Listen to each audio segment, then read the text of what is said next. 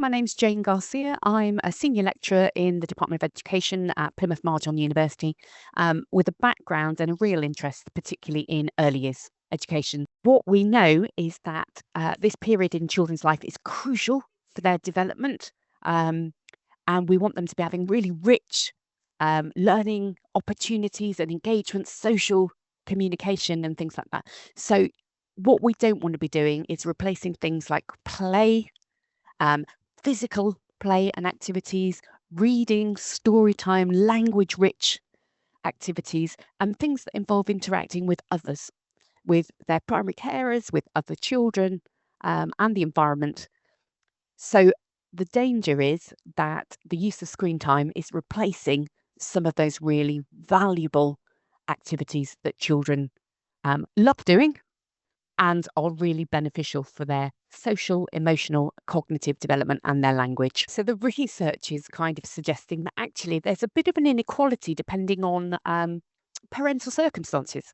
So many parents are, short on time. They're balancing work commitments. They're balancing financial strains at the moment, and to a certain extent, there is a temptation for all of us to use those screens in place of kind of interacting with children, because actually it allows us to load the dishwasher and get on with doing other tasks and things like that. So that's where the advice is coming in, really, to try and reduce the use of those passive screen times. So not all screen time is equal. We can have very passive screen time. This is where children are kind of not engaged with something. Maybe they're just watching something. We would call that passive. Or there's quite active, engaged screen time where children are able to use maybe educational resources and games to interact with something. There's also benefits to parents having shared screen time with their children. Maybe they are watching something quite passively, they're watching it together and talking about what they're seeing, and sharing that experience. I think it's really quite important that we we don't try and sort of put any element of blame on parents.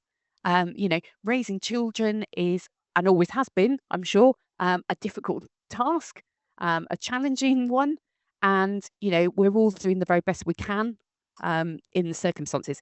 The kind of advice is for professionals working with families, but also for families as well, is that we recognise the challenge, and we recognise that we're probably all going to fall short of the perfect expectations. But the practical suggestion is that we don't aim for complete bans. Screen use is part of children's lives, and it's going to be. So, we need to be realistic. We need to recognise that screen time is part of lives, and just try where possible to make better choices for what children are engaging with. From a safeguarding perspective, it's also really important that parents have a supervision of children's screen time, so that we are able, even if we're not sat watching with the child, we are able to hear what they're accessing and to ensure that they are remaining safe.